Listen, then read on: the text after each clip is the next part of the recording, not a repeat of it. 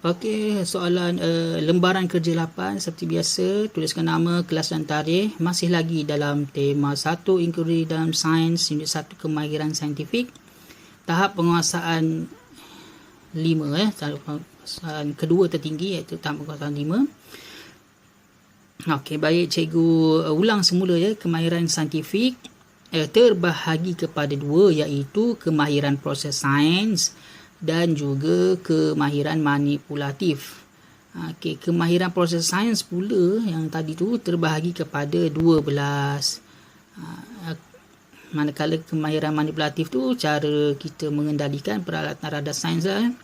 Okey, kita terus pada soalannya. Okey, jawab soalan-soalan berikut. Okey, dekat sini kalau kita tengok, okey, ini adalah soalan gabungan, petikan dan juga jadual. Okey, ini jadual. Inilah jadual jenis menegak. Jadual menegak kita baca daripada atas ke bawah. Dia punya tajuk maklumat-maklumat ni di atas. Berbeza dengan jadual melintang sebelum ni, lembaran sebelum ni. Maklumat di sebahagian tepi. Okey. Tengok petikan. Okey, raja di bawah menunjukkan dua ekor tikus yang sama saiz dan umur diletakkan di dalam sangkar yang berlainan X dan Y. Keadaan tikus-tikus selepas seminggu diperhatikan. Okey.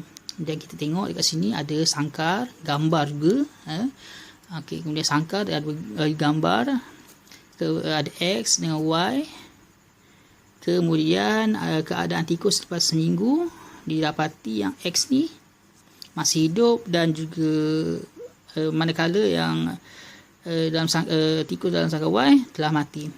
Okey, kita baca untuk nak keluarkan maklumat-maklumatnya. Okey, raja baca kali kedua. Raja di bawah menunjukkan dua ekor tikus yang sama. Okey, bulatkan perkataan sama. Dari segi apa? Saiz dan umur. Okey, dan seperti biasa kamu labelkan bila sama tu itu adalah PMR, pemboleh ubah dimalarkan. Kamu labelkan dia. Okey, labelkan dia PMR sebagai memudahkan buat rujukan pada masa depan. Masa akan datang bila kamu baca semula kamu dah tahu dah. Okey. Ni yang kita bincangkan. Okey, sama dari segi saiz dan umur, pemboleh ubah dimalarkan. Okey, kemudian diletakkan di dalam sangkar yang berlainan iaitu X dan Y. Jadi kamu pun labelkan berlainan tu beri maksud PM. Berlainan, diubah, berbeza, pemboleh ubah yang dimanipulasikan. Sangkar tu. Okey, kemudian keadaan tikus-tikus selepas seminggu diperhatikan. Okey, diperhatikan ni ialah diperhatikan, dicatatkan, dilihat. Itu adalah petunjuk untuk PB, pemboleh ubah bergerak balas. Jadi kamu labelkan macam cikgu buat PB. Okey, kemudian dekat sini dekat sini dia okay, untuk jadual kamu terus labelkan sebelah kiri adalah PM dan sebelah kanan adalah PB. Sama macam okey, macam ini soalan yang sebelum ni, atas bawah atas PM bawah PB. Ini pun sama, atas PM bawah PB. Tapi kalau jadual yang bentuk sebegini yang menegak, sebelah kiri adalah PM dan sebelah kanan adalah PB. Labelkan dia. Siap-siap. Okey, PM dan PB. Tadi dekat situ kita tengok sangkar. Okey, dekat situ sangkar tu dia tak lengkap. Sebenarnya dekat situ bila satu perkataan saja, objek saja yang dia beri maksud petunjuk dekat sangkar tu apa yang berbeza. Dia bukannya PM dia. Bukannya PM dia ialah sangkar, tapi dia bagi tahu, minta kita cari dekat sangkar ni apa yang berbeza. Cuba kamu tengok sebab dia bagi dalam bentuk maklumat bergambar. Jadi dekat sini apa yang berbeza di antara dua gambar ini. Okey. Kita tengok dekat sini tikus ni ada, ini adalah air. Ni kemahiran memahami gambar ya. Okey, kemudian dia ada makanan dekat sini, ada tikus.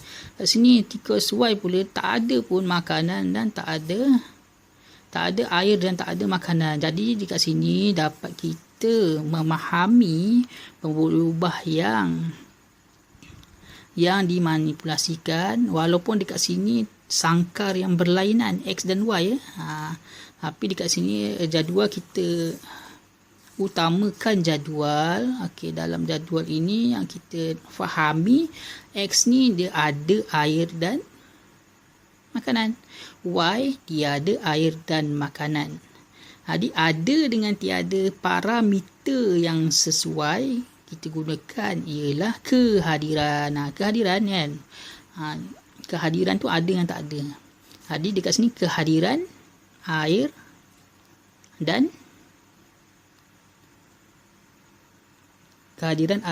makanan. Okey. Jadi ini ada dan tak ada. Okey, ingat bila sesuatu yang ada dan tak ada, parameternya ialah kehadiran. Bila kamu tulis air dan makanan saja, itu hanya baru objek, belum ada parameter. Jadi dekat sini PM-nya ialah kehadiran air dan makanan. Okey, labelkan ia.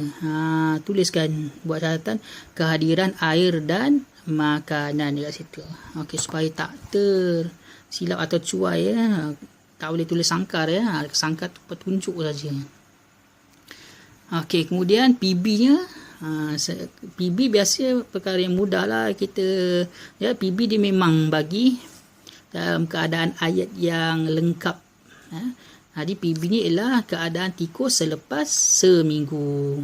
Biasanya PB dalam jadual memang dia akan bagi dalam bentuk ayat yang lengkap. Jadi tak sukar untuk kita nak kenal pasti PB. Jadi PB keadaan tikus selepas seminggu yang kita lihat. Sama ada ya, yang ni hidup, yang ni mati. Okey, jadi PM dan PB kita dah ada. Itu pemboleh ubah ya, yang amat penting ya. Okey. Kemudian apa yang kita faham dekat sini, tikus Y ni dia tak mempunyai air dan makanan. Itulah sebabnya ia mati. Tikus X ni dia ada air dan makanan. Jadi dia kekal hidup. Itu dalam eksperimen ini. Ini tentang eksperimen bagi tajuk keperluan asas. Keperluan asas penting kita tahu. Bila kita faham eksperimen ni, jadi kita tahu ini eksperimen tentang tajuk apa. Jadi bila ada soalan tanya tentang eksperimen ni, kita boleh fokus pada tajuk yang kita dah fikirkan ya. Okey, kita fahami. Okey, ni tajuk keperluan asas haiwan. Okey, soalan A. Bina satu pernyataan umum yang boleh dikaji berdasarkan penyiasatan di atas. Apa pernyataan umum ni? Pernyataan yang memberi maksud kepada kajian ini. Kita nak kaji tentang apa sebenarnya ni pernyataan umum. Okey, untuk pernyataan umum ni mesti kita mulakan dengan PM. Apa-apa mesti dengan PM lah untuk pernyataan umum ya. Pernyataan umum. Okey, boleh digunakan. Ini sebenarnya ayat yang lain pun boleh juga, tapi nak memudahkan kita kita dalam merangka ayat ya, menyusun ayat. Jadi boleh gunakan cara yang cikgu ajar ni. Okey, apa dia? Objek yang kita kaji dekat sini, objek yang kita ubah kat sini ialah air dan makanan air. Jadi dekat sini pernyataan umumnya kita sebenarnya kita nak kaji kat sini sama ada makanan dengan air ni dia memang keperluan kepada haiwan ni. Jadi bila kita dah dapat keputusannya, tikus X hidup, tikus Y mati, maka betul lah ya. Yang makanan dengan air ni adalah keperluan asas untuk haiwan hidup. Okey, jadi ayat ni macam mana kita nak merangka ayat? Okey, ayatnya makanan dan air merupakan keperluan asas haiwan untuk hidup. Okey, cikgu ulang. Makanan dan air merupakan keperluan asas haiwan untuk hidup. Okey. Itu penting bila kita faham ya tentang tajuk yang kita pelajari, keperluan asas. Jadi keperluan asas. Jadi mudah untuk kita nak bentukkan susunan ayatnya. Berdasarkan apa yang kita ubah-ubah dekat sini. Okey. Cikgu ulang semula tadi ayatnya, pernyataan umumnya, makanan dan air merupakan keperluan asas haiwan untuk hidup. Sebab dekat sini kita kaji tentang makanan air saja. Walaupun keperluan asas ni, udara pun keperluan asas, tapi dekat sini kita hanya kaji makanan dan air. Jadi kita tulis pernyataan umum tentang makanan dan air saja. Okey, seterusnya katakan satu hipotesis bagi penyiasatan ini. Okey, bulatkan hipotesis tu. Okey, kamu bulatkan hipotesis, tulis dekat atas tu JM atau SS.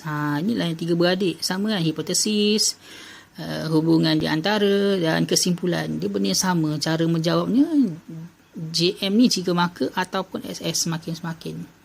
Jadi dekat sini, kalau kita tengok dekat sini, dia tak ada menunjukkan corak perubahan menaik ataupun menurun. Jadi kalau tak ada corak perubahan, dia hanya dekat sini hidup, mati, di keadaan. Tak ada menunjukkan corak perubahan yang menaik atau menurun. Jadi kita tak sesuai gunakan semakin-semakin. Kita gunakan jika maka. Sebenarnya jika maka ni dia sesuai untuk semua bentuk maklumat. Semakin ni sahaja dia terhad kepada maklumat yang mempunyai corak perubahan yang menaik ataupun menurun. Macam inilah sebelum ni kan. Dia ada corak perubahan ataupun pola yang menaik menurun, kita sesuai lah, boleh guna untuk semakin-semakin. Tapi kalau dekat sini dalam situasi eksperimen tak ada. Jadi dekat sini kita guna jika maka. Sebenarnya jika maka kita boleh gunakan untuk semua. Lebih selamat kita gunakan jika maka. Seperti biasa kamu tulis jika dekat atas, maka di bawah. Walaupun soalan dibagi ruang jawapan satu garisan saja, kamu biasakan tulis jika dekat atas, maka dekat bawah. Okey, untuk nak mengelakkan kecuaian. Okey, jika. Jadi jawapannya jika maka. Okey, jika. Okey, macam cikgu buat jika maka. Okey, memudahkan kita nak berfikir, menyemak dan mengelakkan kecuaian. Okey, apa ayat yang kita boleh faham? Apa yang kita faham kat sini? Jika apa? Jika ada makanan dengan air, maka tikus ni hidup.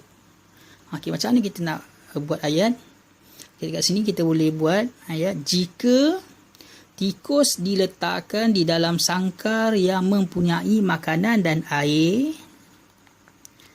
maka dekat bawah ni, maka tikus akan hidup. Okey, cikgu ulang.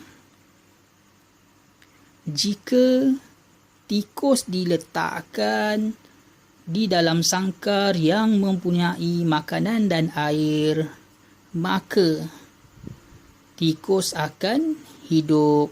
Itu jawapan hipotesis untuk jika maka bagi eksperimen ataupun penyiasatan ataupun kajian tentang keperluan asas haiwan ini.